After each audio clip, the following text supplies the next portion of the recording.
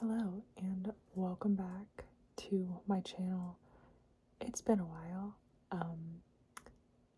I don't want to make excuses, but it's been a while. Today I'm just gonna show you the books that I have acquired in the last like 5 months. I don't have all of them because that would be kind of crazy, but I'll show you the ones that I have specifically purchased. I do work at a bookstore, so I do get some free books, but I'm not going to include those because I don't want it to seem like I spend an insane amount of money on books, because I really don't. I just acquire a lot of books. So most of my books are also thrifted, but I will tell you ones I've purchased full price and ones that I've purchased from work and ones I've purchased from the thrift store. So let's get started. First is Pat Conroy's The Prince of Tides, and I'm sorry about background noise. My parents are awake. I'm home at the moment, and I just thought I'd film a little something for you. We have The Prince of Tides. This is a big sprawling saga of a novel, the kind you can hole up with and spend some days with and put down, feeling that you've emerged from a terrible, wonderful spell. And this was this sticker is from Costco. So this book was originally purchased at Costco. I got it at Goodwill. And that is, I'm from Charleston, South Carolina, so I've always wanted to read a Pat Conroy. He's kind of like a patron saint of Charleston. But yeah, this next one is also from the thrift store. I got The Bear and the Nightingale by Catherine Arden. I've been always hearing really good things about this. I've never picked it up. I just thought, if it's 99 cents, I'm taking it home.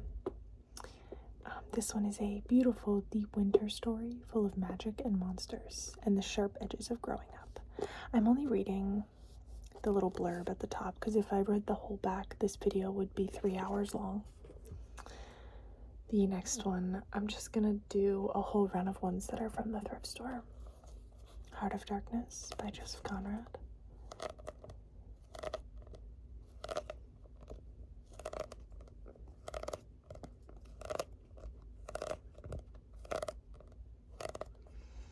This is a beautiful Penguin 20th Century Classic edition with the mint green spine.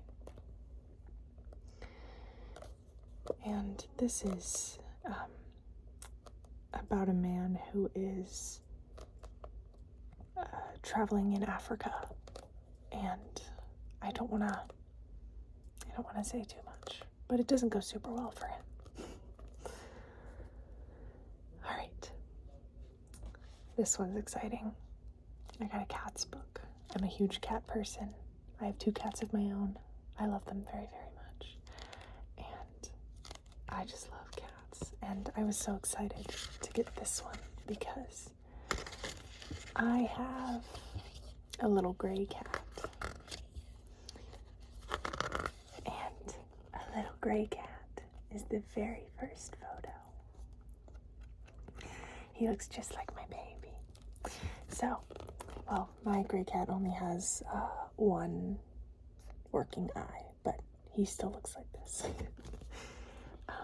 And it just has really, really sweet photos all throughout, and it has big cats too, not just domestic cats, but really sweet photos. And I just love cats so much that I just had to pick this up. And this guy looks like one of my parents' cats. He looks really similar, so. Right. Next is Beloved by Toni Morrison. Beloved. Morrison.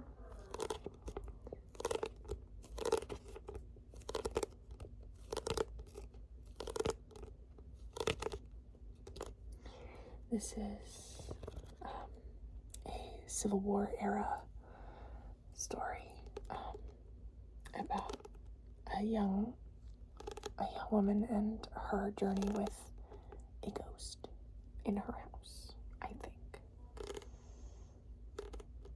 Yes. But I've never read Toni Morrison, and I think it's about time I should. Next is early Irish myths and sagas.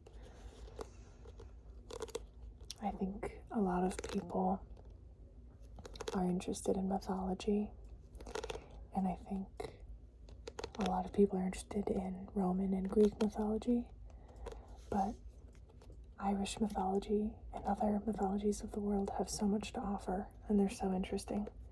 So, I love Ireland. I've been a few times, and my grandmother lives there, so I just love learning about it, and I love reading about it. I love reading books set there, so I thought this really beautiful Penguin Classics edition would be a good addition to my collection.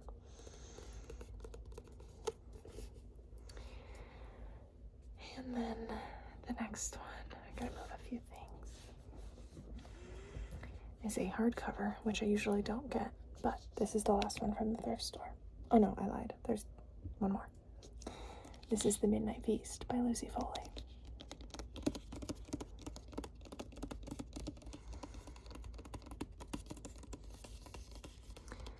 This says, "Welcome to the opening weekend of The Manor, a luxury resort built on top of old secrets in an ancient forest.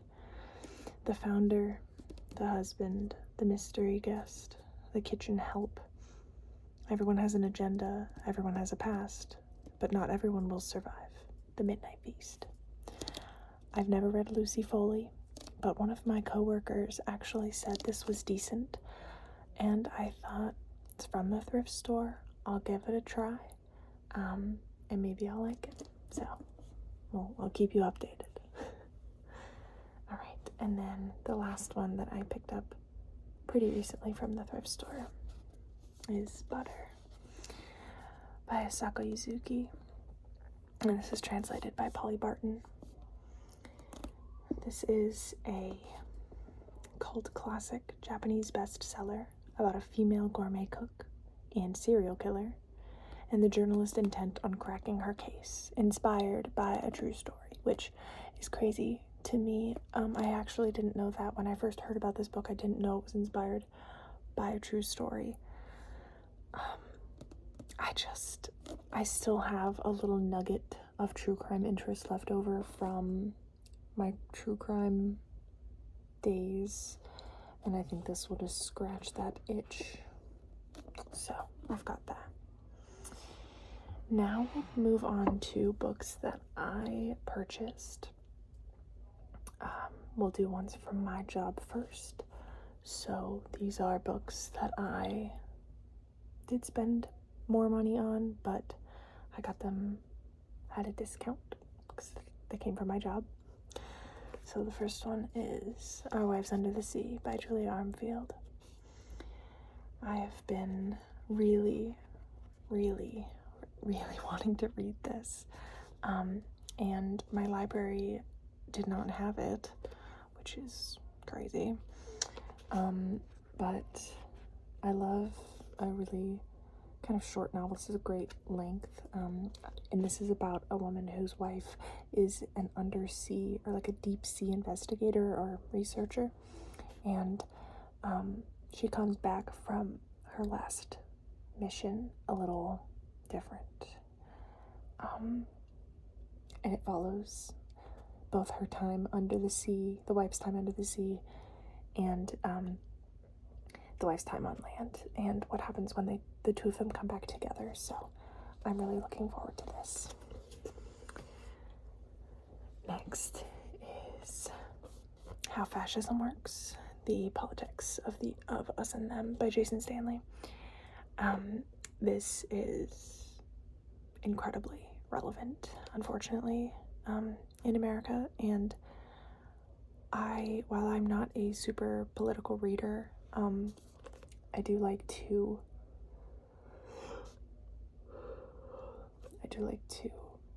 please excuse me, that was crazy timed yawn.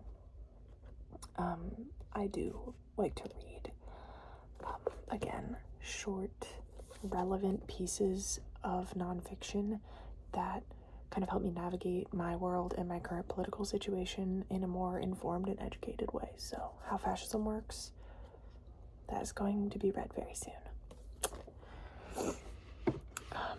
Next, to move things around over and over again. The next book I picked up is Circus of Wonders by Elizabeth MacNeil. I read Elizabeth MacNeil's The Doll Factory, and it's one of my most favorite books I read this year. It has pretty mixed reviews that I didn't know about, but I was obsessed with it, and I thought it was so well done. The pacing was great, the characterization was great, the dialogue was intriguing and interesting, and I loved the setting. So I really wanted to pick up another one of her books. This one was kind of hard to get. We had to order it from the publisher, and the publisher had to get it from England, I think. Unclear, but it came and I'm so happy. But I'll just read you. It's 1860s England, and we basically follow this circus, and there's a bit of romance, there's a bit of power hungry love triangles, there's a terrible secret. It's a bit of a historical fiction drama with a little bit of romance following a circus. So, very excited about that one. The next one I got is a bit of a nerdy pick. This is an Oresteia translated by Anne Carson, and this is a series of 3 plays. This includes Agamemnon, Electra, and the Orestes. Now, I've heard Orestes, I've heard Orestes. In my head, it's Orestes, like Oresteia. If you know the answer, please tell me. But this is 3 Greek tragedies, and Anne Carson is an incredible writer, and her mind just is, I swear, it works differently than the rest of it. If you haven't read Autobiography of Red, it's a novel in prose. Read it, and then you'll understand. But this is just 3 Greek plays, and I am very excited. And the last book that I got from work is, there it is. Also a bit of a nerdy pick. This book is literally called The Book. It's a cover-to-cover exploration of the most powerful object of our time. This is by Keith Houston. This I've already started. I just started, but this is literally the history of the book. And if you are obsessed with the way that books smell, I beg you to just go to the store and smell this book.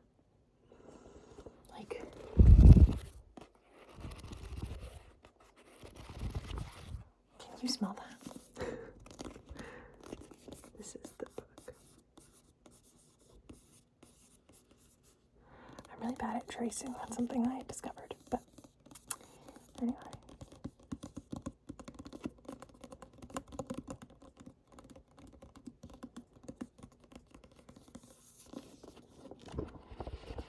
The book.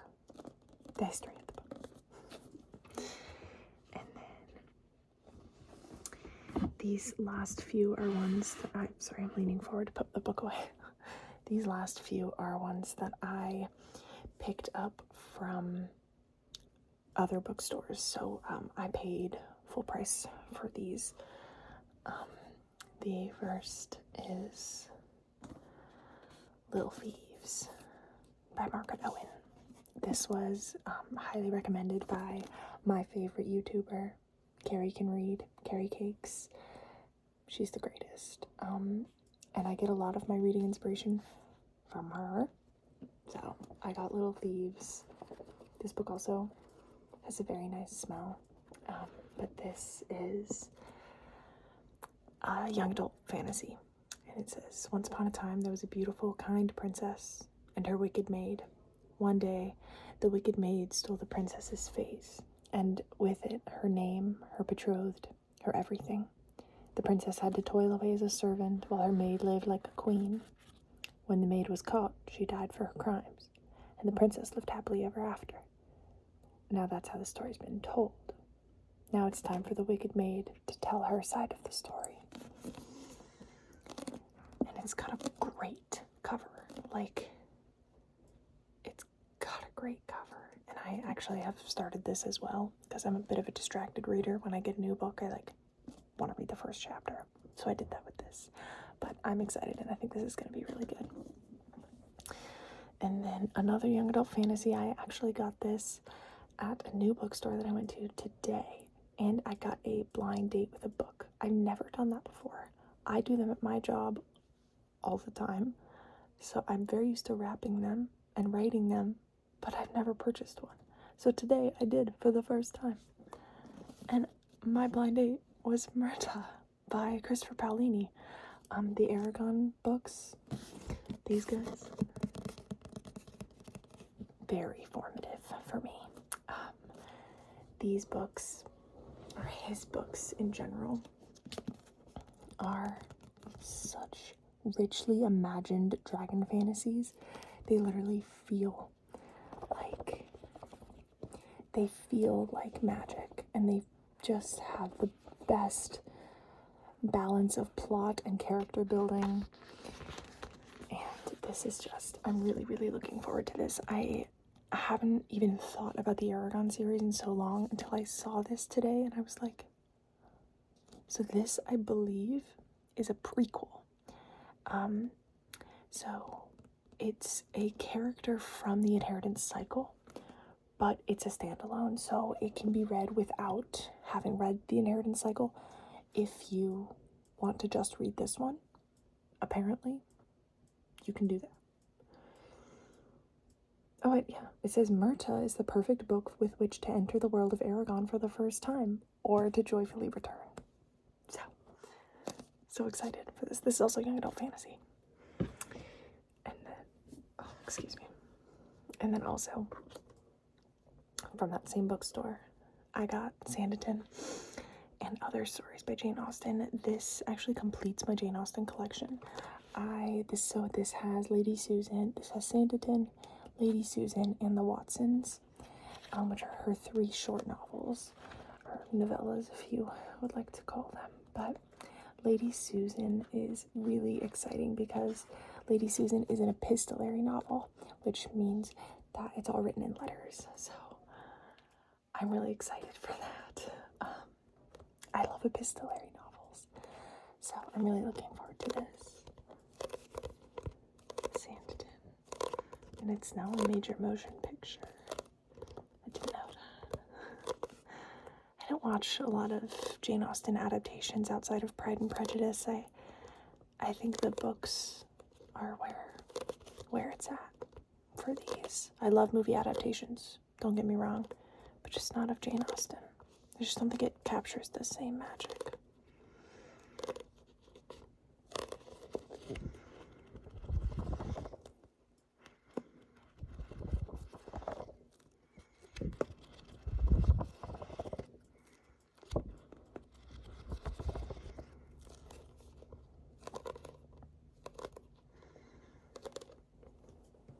Put that one up there.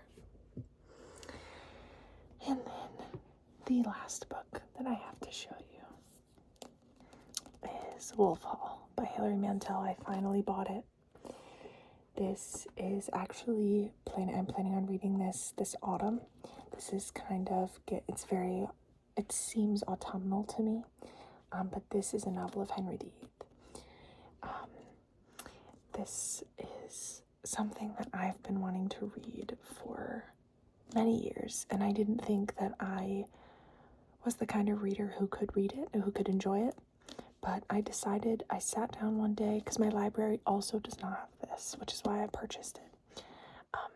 I sat down and I just decided in the bookstore, I'm going to sit here and read some of this book. So I sat in one of those comfy chairs in Barnes & Noble, and I just read. And I was so hooked. It starts off really violent and just draws you in right from this, like literally right from the first sentence. And you have to figure out what's going on, and you have to know. And it's so well done. The writing is so engaging, and I am really, really excited to get to this. This follows Thomas Cromwell and his rise in Henry VIII's court, and how he became such an important figure, essentially out of obscurity. So, I'm really excited to read that. So, this has been me rambling about books and hopefully giving you some relaxation, some tingles, and maybe some reading recommendations. If you saw anything you liked, leave a comment, please. I love to talk about books. I love reading. I work at a bookstore, so like, please bring on the book comments. I want to see them. If you watched the whole thing, leave me your favorite emoji, because I love when people do that. And I always leave my favorite emoji. So I hope that you have a good night, and I'll see you next time.